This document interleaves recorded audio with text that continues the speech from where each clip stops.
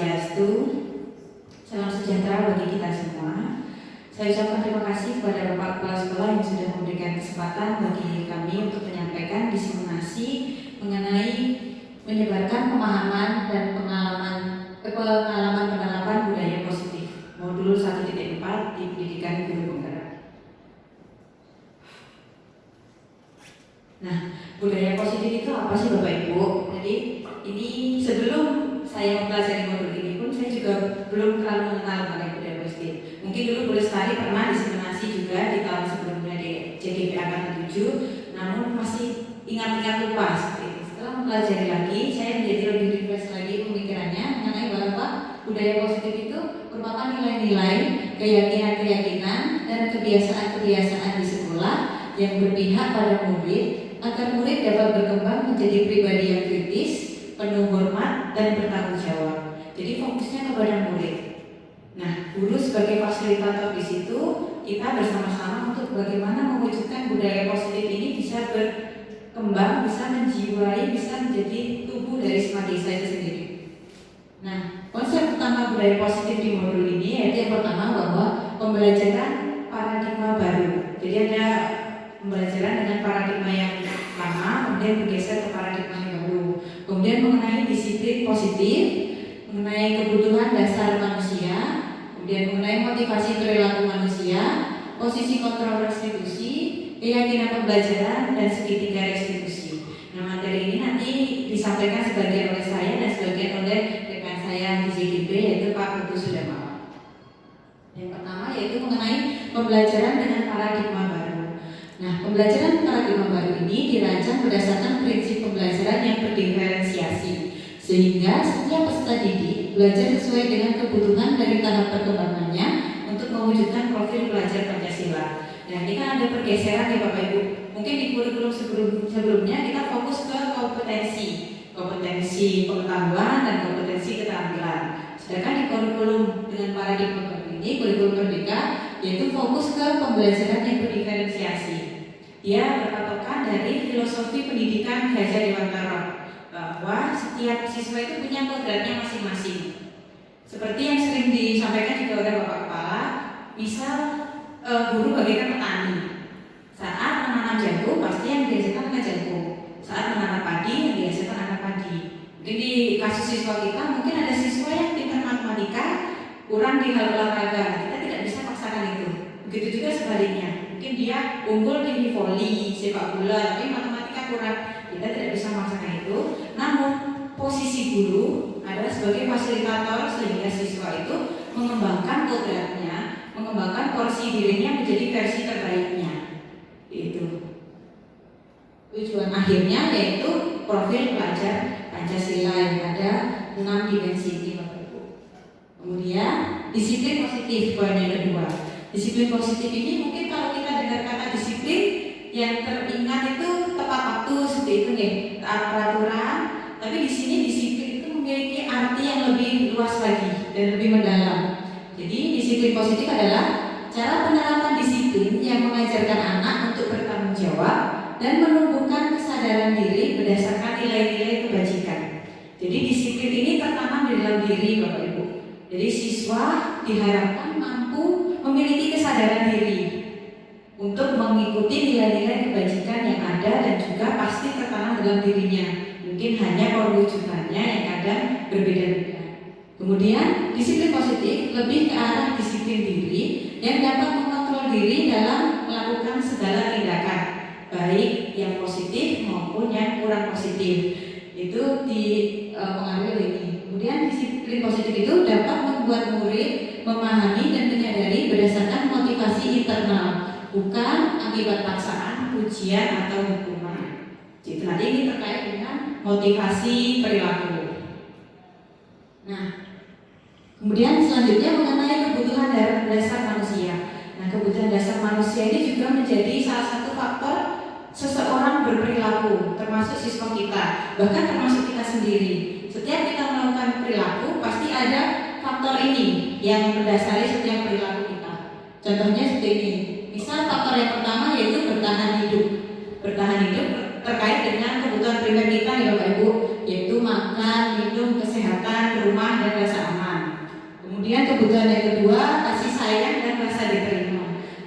seperti menyayangi dan disayangi, memberi dan menerima perhatian, perasaan diterima dalam kelompoknya. Nah, kemudian yang ketiga, penguasaan, yaitu diakui prestasi dan kemampuannya, didengarkan dan merasa berharga, dihormati, dipercaya, dan memberi pengaruh. Yang keempat, mengenai kesenangan, yaitu bermain, iseng, suka bercanda, melucu, menikmati apa yang dilakukan. Yang kelima, mengenai kebebasan, yaitu mandiri, memiliki pilihan, tidak dikekang, suka mencoba-coba. Jadi semua kebutuhan dasar manusia ini pasti manusia itu berperilaku cenderung ke arah sana. Contohnya misal yang pertama di bertahan hidup. Misal gini, ada siswa di kelas yang ngantuk Bapak Ibu, jam 8 pagi, jam 9 pagi sudah ngantuk. Ternyata setelah ditanyakan, oh mungkin dia malamnya itu membantu orang tuanya untuk jualan sampai malam, jam 12 malam atau jam 1 malam. Itu kan artinya bahwa di rumahnya pun kebutuhan dasarnya itu untuk bertahan hidup itu belum terpenuhi.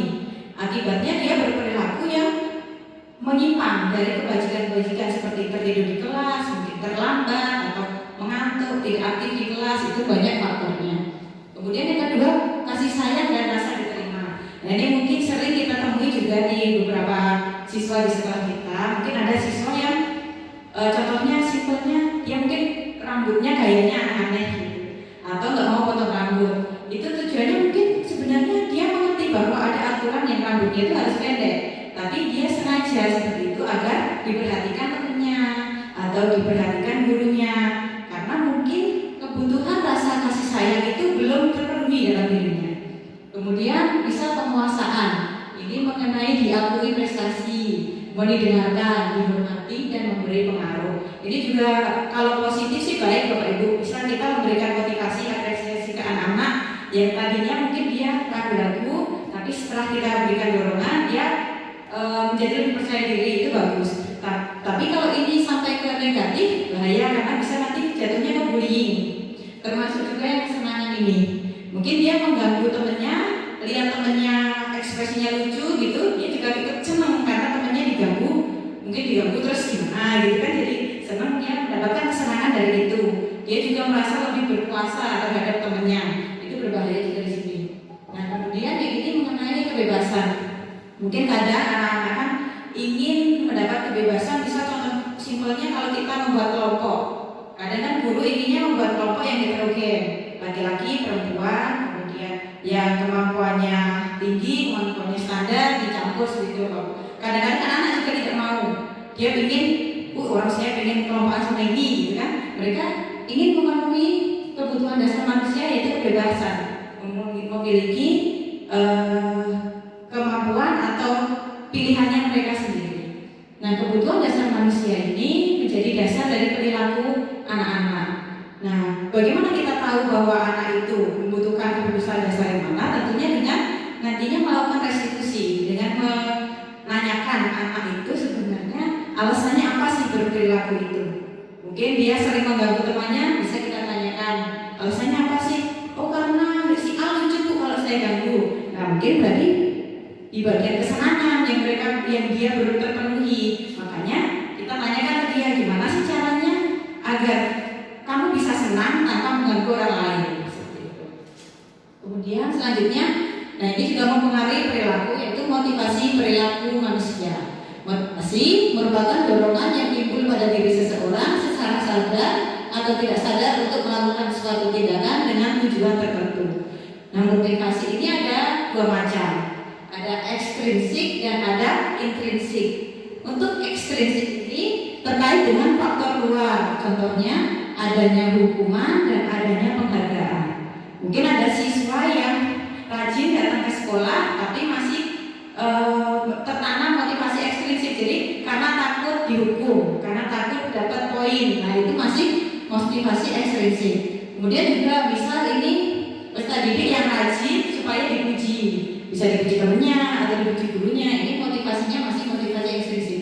Sedangkan yang kita harapkan siswa kita nantinya yaitu sudah bisa menanamkan motivasi intrinsik. Dengan adanya hukuman atau tidak ada hukuman, adanya penghargaan atau tidak ada penghargaan, harapannya mereka bisa melakukan disiplin diri karena sadar akan nilai kebajikan yang ada pada diri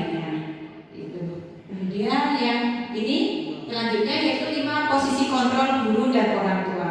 Di sini saya tuliskan guru dan orang tua karena memang ini bisa kita terapkan di sekolah, bisa juga kita terapkan di rumah bersama anak-anak kita, Bapak Ibu. Yang pertama yaitu penghukum, yang kedua pembuat rasa bersalah, yang ketiga posisi teman, yang keempat pemantau, yang kelima manajer. Ini dibuat sedikit naik ini karena posisi idealnya adalah di bagian manajer. Posisi penghukum ini sebaiknya kita mulai tinggalkan, tapi mungkin bisa digunakan di kasus-kasus tertentu dan menjadi pilihan terakhir. Ini contoh-contoh penerapan 5 posisi kontrol. Mungkin tanpa disadari kita juga pernah melakukan 5 posisi kontrol ini, Bapak Ibu. Yang pertama penghukum. Ini contohnya. Karena kamu main HP saja, silakan berdiri di depan kelas. Nah, itu contoh posisi penghukum. Jadi biasanya memberikan hukuman dengan secara spontan. Saya yakin ini pastinya nggak ada nih. Bisa di keyakinan kelasnya bahwa kalau main HP berdiri di depan kelas. Mungkin tidak ada perjanjian itu sebelumnya. Jadi anak itu nggak tahu bahwa konsekuensi dia main HP itu harus berdiri di depan kelas, itu tidak tahu. Inilah hukuman. Kemudian ini bisa-bisanya kamu tidur ketika ibu menjelaskan, silakan keluar kelas. Nah, itu juga tidak memberikan solusi ke anak. Itu membuat anak menjadi merasa mungkin dirinya bersalah besar, berdosa besar gitu dengan itu. Kemudian yang kedua membuat rasa bersalah. Nah, ini juga mungkin kadang juga kita bisa menerapkan ini, Bapak Ibu. Kadang mungkin ya kalau nggak nyadar gitu. Yang pertama, berapa kali ibu harus mengingatkan kamu, ibu kecewa dengan kamu. Gitu. Kemudian mau jadi apa kamu di masa depan nanti ketika belajar kamu malah tidur. Nah, ini contoh. Jadi anak itu efeknya nanti dia menjadi merasa bersalah dan dia takut untuk berbuat sesuatu karena dia takut jangan-jangan kalau saya berbuat ini salah, jangan-jangan kalau saya berbuat ini salah, nanti efeknya. Kemudian ini teman, ini kayaknya paling banyak mungkin nih kita terapkan itu teman, yaitu contohnya nih, ayolah jangan ribut, buat ibu bangga, kali ini aja ya ributnya, lain kali jangan ribut, gitu.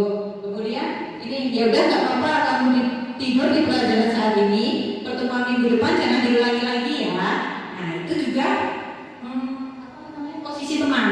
Ya jadi anak memang ada positifnya karena anak jadi akrab dengan guru dan lebih terbuka dengan guru.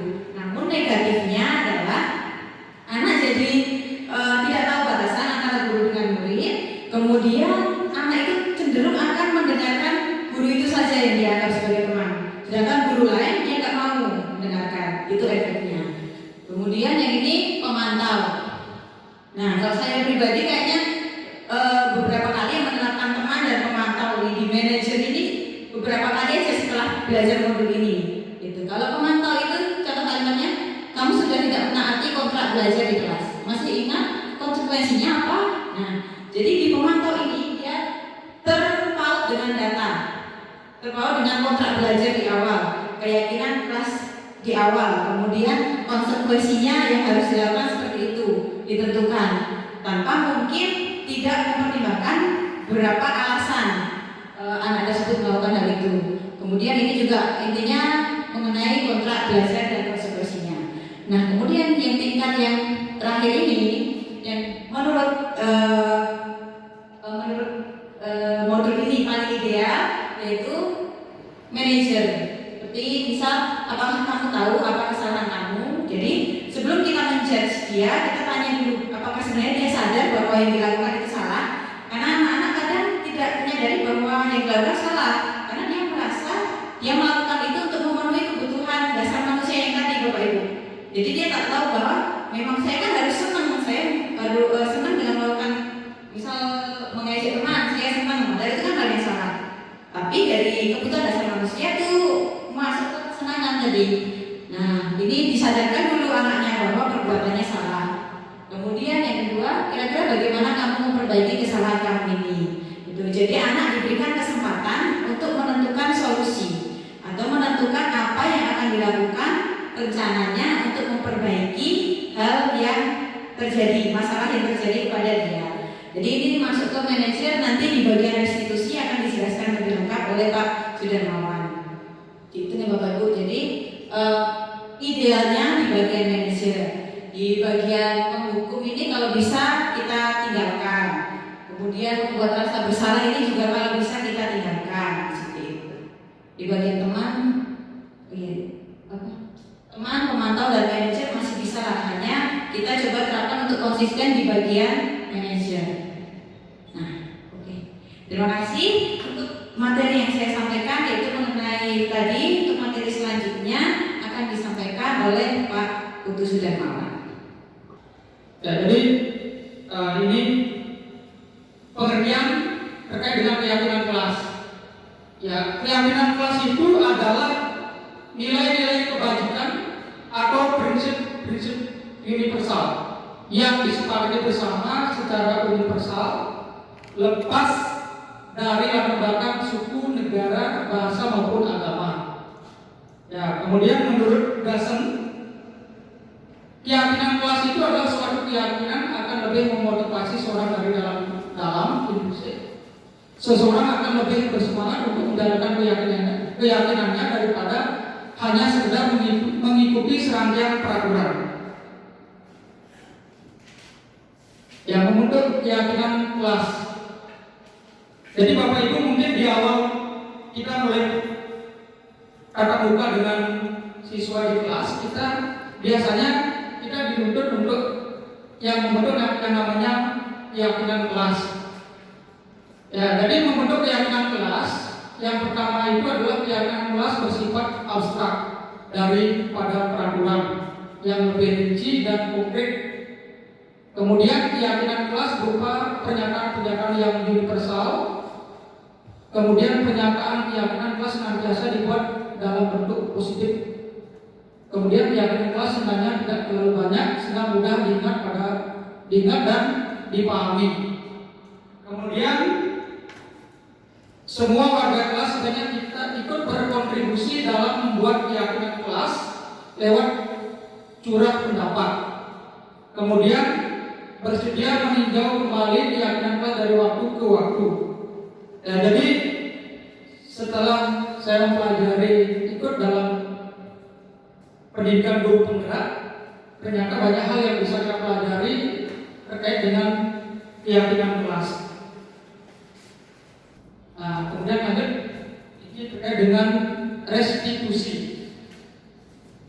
Ya, jadi pengertian dari restitusi itu adalah proses menciptakan kondisi bagi murid untuk memperbaiki kesalahan mereka, sehingga mereka bisa kembali pada kelompok mereka dengan karakter yang lebih kuat.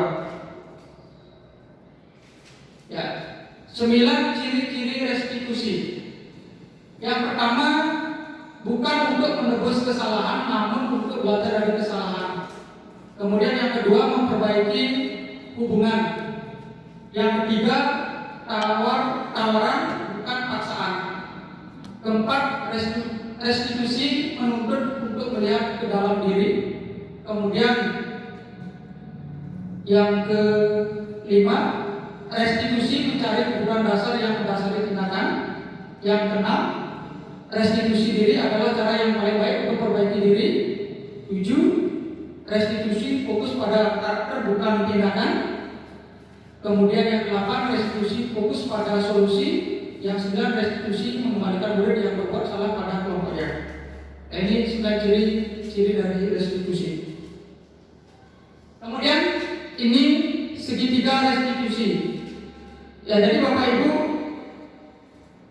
kita diajarkan bagaimana menerapkan segitiga restitusi dalam menangani ketika ada siswa yang bermasalah.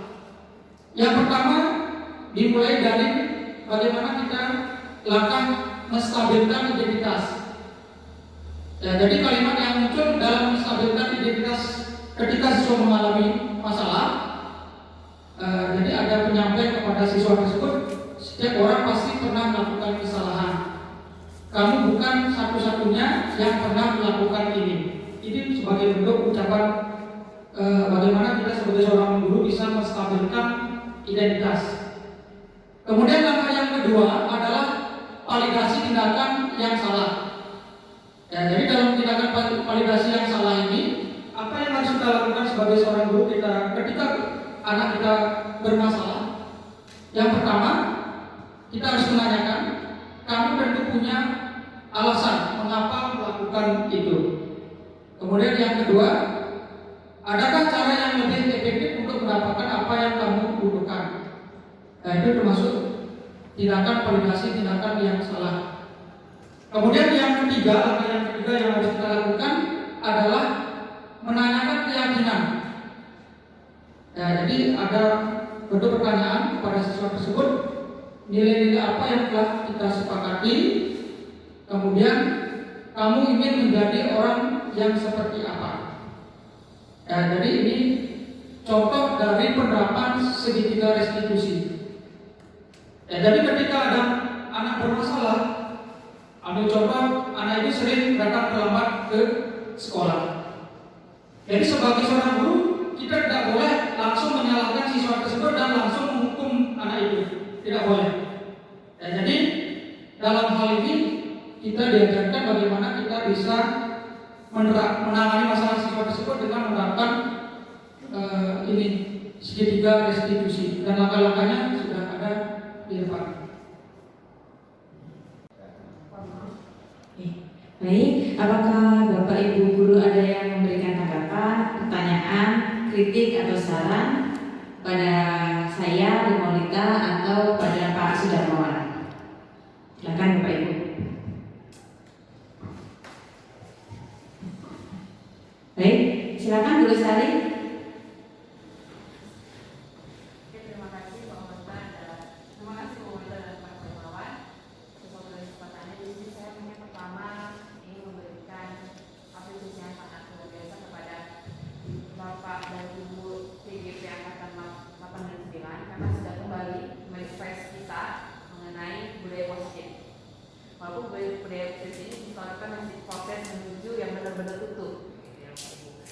Dan pemaparan yang sangat luar biasa dari Bu Maulita, mulai dari pengenalan budaya positif, lalu emosi kontrol yang kita kadang-kadang suka lepas kontrol sendiri, kembali lagi ke dasar, itu sering juga tetap mengulang ajaran hukuman, tapi mungkin itu juga karena kondisi anak-anak. Kadang anak-anak itu juga kalau tidak ada hukuman mereka terlena, bahkan terkadang juga mereka menganggap kita jadinya disampaikan Bu Maulita, kalau kita di posisi teman itu kita jadi mereka anggap benar-benar teman tanpa batasan. Makanya saya sering di kelas menekankan kepada mereka, kita teman tapi bukan teman. Dalam artian kita punya batasan gitu. Jadi kalian harus menjaga bahwa seorang guru, sehingga guru juga bisa menjaga dan memberikan kenyamanan dan keamanan untuk kalian. Jadi posisi teman itu sebenarnya jadi bumerang sendiri untuk kita. Karena memang beberapa anak-anak itu juga menganggap dan kita ini bukan lagi gurunya. Karena saking nyamannya untuk bercanda juga kadang-kadang kontrol sendiri. Dan pemaparan ini juga menjadikan kita semua paham untuk emosi kontrol. Apalagi segitiga restitusi yang sangat luar biasa disampaikan oleh Pak Sudarmawan. Dan ini sebenarnya harus kita praktekkan di sekolah kita. Kenapa? Karena tidak ada satu anak pun yang benar-benar bisa menerapkan kebajikan dalam dirinya untuk saat ini. Banyak sekali pengaruhnya. Yang seperti kata Pak Sudarmawan tadi, mereka itu bukan tabulasi lagi yang sekat-sekat hati guru untuk melukisnya kertas kosong. Mereka sudah membawa kodratnya sesuai dengan kodrat alam dan zamannya. Jadi tantangan guru sekarang ini memang luar biasa untuk mendidik anak bangsa kita ini untuk bisa kembali memahami dan kebajikan dalam dirinya. Jadi segitiga restitusi ini sepertinya sangat bagus kalau memang benar-benar diterapkan di program sekolah kita. Seperti itu. Mungkin pertanyaan ini tertuju ke Bu Maulita dan Pak Sudarmawan, sekiranya kalau segitiga restitusi ini mau kita terapkan di sekolah, program yang baik menurut Bapak Ibu CGP itu seperti apa? Sehingga ini juga seiring berjalan dengan program-program yang sudah dirancang bersama dan juga sudah diberikan ide dan gagasan oleh kepala sekolah. Terima kasih. Terima kasih Bu Lestari atas penguatannya, kemudian atas kritik dan saran serta apresiasinya kepada kami. Kemudian ini memang benar bahwa segitiga restitusi ini sangat baik jika kita terapkan dengan baik. Mungkin di contoh di modul kan juga ada penerapan segitiga restitusi. Nah, jawaban siswanya memang ideal sesuai dengan apa yang kita harapkan. Mungkin kalau kita menerapkan segitiga restitusi asli, bertemu dengan siswa di sekolah, mungkin jawaban mereka akan sangat bervariasi. Nah, namun tidak ada salahnya bahwa kita terus mencoba dan mengambil diri agar nantinya segitiga restitusi ini dapat diterapkan dengan baik dan menghasilkan hasil yang baik juga. Seperti itu. Gimana Pak Sudarmawan? Ya, terima kasih Bu Lestari. Jadi apa yang disampaikan itu luar biasa. Jadi bagaimana kita sebagai seorang guru itu bisa mengimplementasikan teori segitiga restitusi ini diterapkan di sekolah kita. Pertama, kita hampir setiap hari kita hadapi ada saja siswa yang bermasalah. Pertama di jam-jam pergantian istirahat itu ada siswa duluan ke kantin. Ya, jadi bagaimana kita bisa menangani hal tersebut, kemudian bisa menerapkan segitiga restitusi ini untuk mengatasi masalah tersebut. Jadi kalau kita secara teori memang bagus, tapi pengimplementasinya yang penting. Kita bisa mengimplementasikan di lingkungan kelas. Termasuk permasalahan-permasalahan yang lain banyak kita temukan. Mungkin ada siswa yang nakal, sering mengganggu, ya. Perlu kita artinya kalau penghukuman itu memang wajar, tetapi dalam secara teori sudah tidak dibenarkan, ya. Tetapi kalau siswa yang bermasalah itu berlebihan, mungkin model penghukumannya bisa model-model yang lain, ya. Mungkin demikian Bu. Baik, terima kasih Pak Sudarmawan. Menanggapi juga mengenai pertanyaan Bu Lestari mengenai program yang akan dilakukan, sebenarnya untuk rencana ini pasti ada di benak kami untuk melaksanakan ini. Yang pertama dengan dimulai dari memberikan diseminasi ini kepada Bapak Ibu guru mengenai restitusi. Nah, kami juga membuka ruang diskusi yang selebar-lebarnya di luar forum ini. Nanti jika ingin belajar bersama, mari kita belajar bersama untuk menerapkan segitiga restitusi. Untuk programnya sendiri belum terencana dengan pasti, hanya saja itu tadi kolaborasi kita buat sebaik-baiknya, kita bekerjasama sekuat tenaga untuk semakin besar. Apakah ada lagi Bapak Ibu yang ingin memberikan tanggapan? Baik, silakan Bu Eni.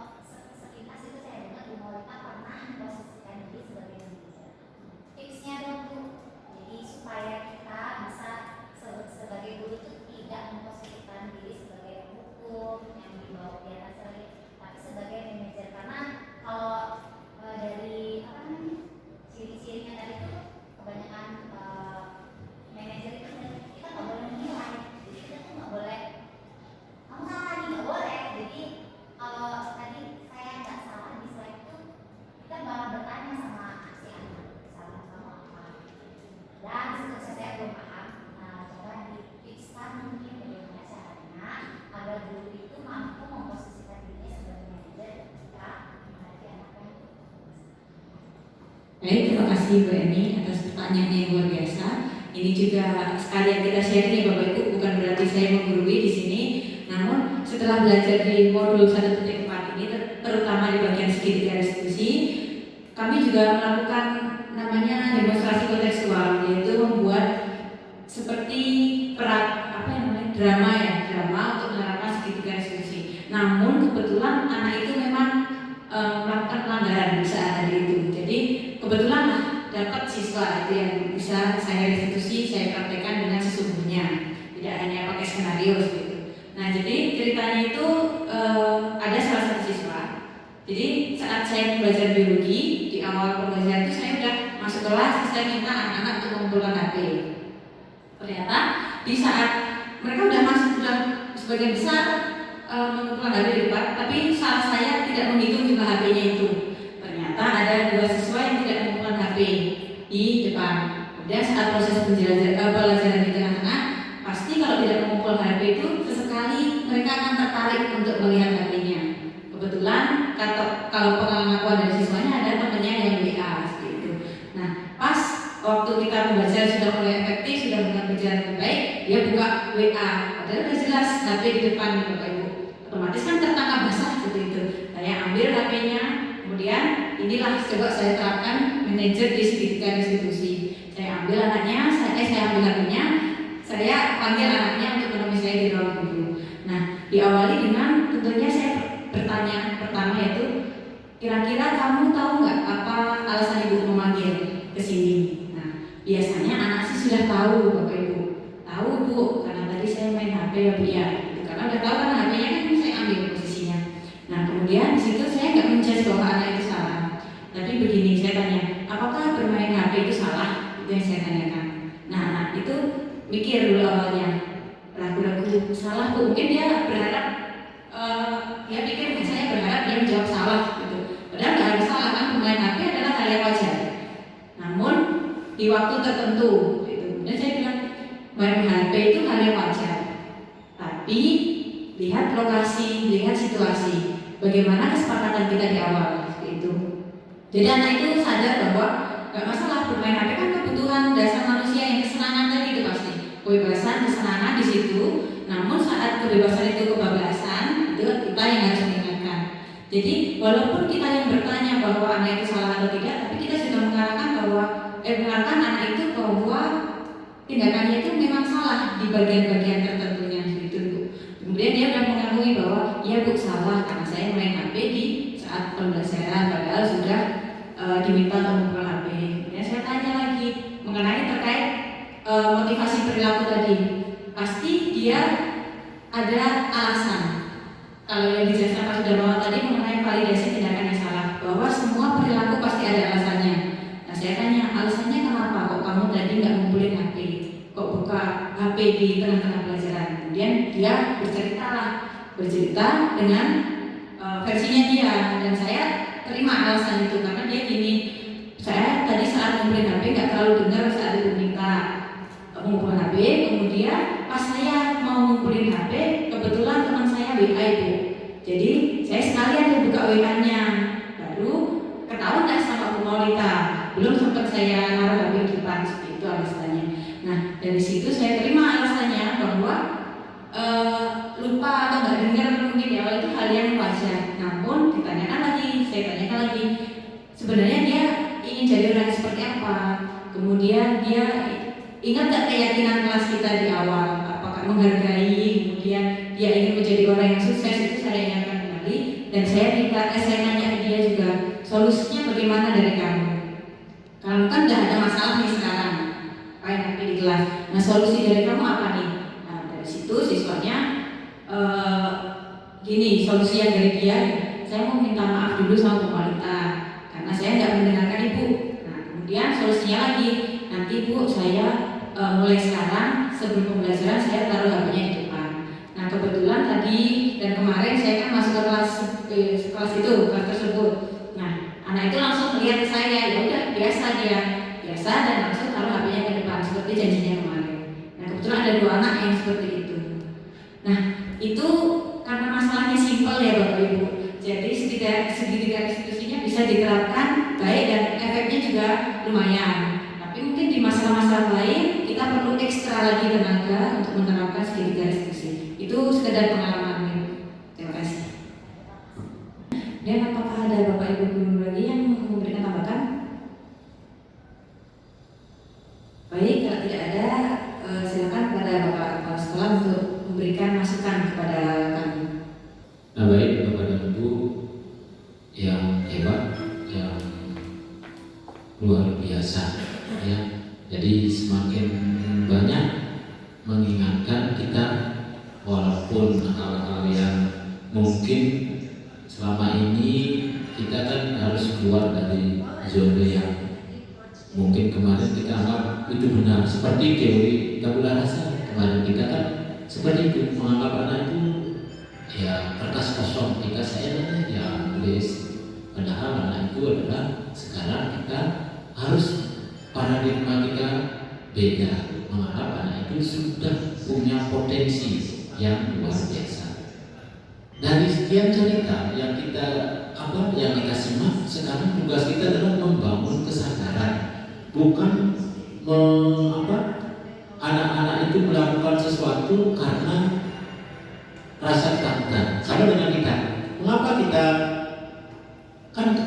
kita dihadapkan dengan dua sisi, surga dan neraka? Apakah kita sembahyang karena ingin surga atau takut neraka? Kan gitu kan? Bukan karena kesadaran. Kan tidak ada yang takut dosa. Kan gitu kan? Belum membangun kesadaran. Oh, saya sadar untuk memperbaiki kualitas hidup saya. Oh, saya lakukan ini. Ini yang penting. Ya, coba introspeksi diri kita. Jadi membangun kesadaran bahwa kita seperti halnya makan. Oh, saya lapar loh. Apa yang harus saya lakukan? Saya harus makan. Oh, saya haus. Apa yang harus saya lakukan? Saya mestinya minum. Supaya seperti itulah. Jadi tugas ini memang tugas yang luar biasa. Jadi intinya adalah bagaimana kita membangun kesadaran. Jadi berubah dari diri, mulai dari diri kita. Nah, kalau diri kita sudah menerima bahwa apa yang kita lakukan dengan kesadaran sendiri, maka untuk mengimplementasikan kepada anak pasti lebih gampang, lebih mudah. Ya, nah saya yakin dengan apa yang disampaikan tadi, untuk budaya positif yang kita harus implementasikan di sekolah ini, mulai dari diri kita. Jadi membangun diri kita dengan dasar kesadaran. Jadi kesadaran kita sendiri. Jadi sadar bahwa ini tugas dan kewajiban kita, pasti tidak perlu dipaksa-paksa lagi. Ya, jadi kita sadar bahwa apa yang kita lakukan adalah untuk kualitas hidup kita, baik sekarang maupun nanti. Bahwa apa yang kita lakukan adalah atas karma kita. Tidak ada cara yang lain. Apapun agama, apapun keyakinan kita hidup ini berdasarkan karma yang kita perbuat. Tidak ada cara yang lain. Makanya Tuhan kita yakin bahwa nasib kita kan beda-beda. Mengapa beda? Karena karma kita berbeda. Ya, siapa yang membuat karma kita? Diri kita. Makanya Tuhan sendiri pun tidak bisa mengubah nasib manusia kecuali dirinya sendiri. Nah, maka dari itu sadar bahwa kita berkarma sesuai dengan apa yang kita mau terhadap diri kita. Kalau kita mau bagus. Kalau kita ingin metik apel, tanam apel. Kalau kita ingin petik rambutan, tanam rambutan. Ya, tidak sebaliknya, kita ingin apel tapi kita menanam rambutan, itu hal yang mustahil. Ya, orang gila disebut oleh Albert Einstein. Jadi mari kita sekali lagi dengan semakin banyak kita tahu teori, kemudian kita ditingkatkan kompetensi kita, walaupun belum menjadi guru penggerak. Jadi kan kita dengan teman-teman memberikan seperti ini pemaparan, saya yakin ya kita akan semakin diingatkan, walaupun kayak tadi sudah di puncak, lupa lagi, jatuh lagi, naik lagi, ya naik. Maka tidak terasa, waktu akan tidak terasa karena kita kan sadar bahwa apa yang kita lakukan ini demi kehidupan kita ke depan. Jadi kualitas hidup kita. Ingat, manusia itu kan, coba manusia yang pemimpin yang sekarang yang ada, mereka sudah berulang-ulang dan berkali-kali hidup di masa lalu, baru dia jadi pemimpin. Kalau baru sekali, belum. Gitu. Jadi karena segitiga restitusi berdasarkan keyakinan dia seperti itu, berulang-ulang dengan pengalamannya. Jadi ingat, mungkin kemarin kita memberikan hukuman, memberikannya reward. Oh bagus, luar biasa. Sekarang itu kurang tepat. Memuji dan menghukum kurang tepat. Lalu apakah yang kita harus lakukan? Nah ini kan perlu paradigma baru. Bagaimana? Harus tanda-tanda besar. Kita lebih kayaknya caranya sekarang menghadapi perilaku anak-anak yang begitu beragam. Ketika mereka salah, kita tidak boleh langsung menghukum. Ketika dia misalnya berprestasi, tidak kita langsung memuji, luar biasa itu. Kalau kemarin itu luar biasa. Nah sekarang gimana caranya? Nah itu tunggu episode berikutnya. Ya, kan begitu kan? Ya, tunggu episode berikutnya, karena kalau kita tidak punya rasa penasaran, nggak punya berubah gitu. Nih, nah terima kasih Bapak dan Ibu yang hebat yang sudah mengikuti kegiatan ini dengan baik. Untuk perubahan kita sendiri, anak-anak kita, dan perubahan kualitas manusia di dunia. Sekarang masih ada perang. Hari ini masih ada perang. Nah tugas kita bagaimana besok supaya tidak ada perang. Nah apa yang dilakukan oleh manusia? Cinta kasih. Menyadari bahwa kita manusia ciptaan Tuhan Yang Maha Esa, Allah Subhanahu wa Ta'ala, tidak ada beda. Kalau sekarang yang membedakan itu kan, kalau saya tidak lahir di Bali, saya tidak hidup. Ya, belum tentu hidup. Kan hidup. Karena kebetulan saya lahir di Bali, saya hidup. Mungkin dilahirkan di Amerika, mungkin tidak hidup. Kan hidup kan? Karena bukan pilihan saya. Nah, sekarang dengan kesadaran itu, membangun kesadaran ini yang sulit. Nih, sehingga sekarang manusia gondok-gondokan, saling tikam, saling cerai-berai. Padahal keinginan Tuhan Yang Maha Kuasa itu manusia itu satu. Makanya kemanusiaan dan ketuhanan itu perlu dibangun kesadarannya. Nih, kesadaran. Nah, kalau masih Bapak dan Ibu sembahyang karena takut untuk surga dan neraka, berarti belum sadar. Ya, jadi belum ada ketuhanan di dalam dirinya. Pada saat sembahyang, rasakan kehadiran beliau di dalam dirinya. Apa itu? Cirinya masing-masing punya. Ya, sudahkah tumbuh rasa kemanusiaannya? Ya, itu baru kesadarannya semakin ini. Terima kasih Bapak dan Ibu hebat. Selamat sore. Ya, yang luar biasa Pak Sudarman, Bu Maulita, kemudian ibu-ibu yang lain juga akan terus bergerak, tergerak dan menggerakkan. Terima kasih. Sekian dan terima kasih. Terima kasih Bapak Kepala Sekolah atas saran dan masukannya. Mudah-mudahan ke depannya kita bisa menjadi lebih yang baik. Mohon maaf Bapak Ibu kalau ada kesalahan dalam hal penyampaian, yang mohon maaf. Sekali lagi teman-teman dan yang ikut acara diseminasi ini dengan para santi, Om Santi Santi.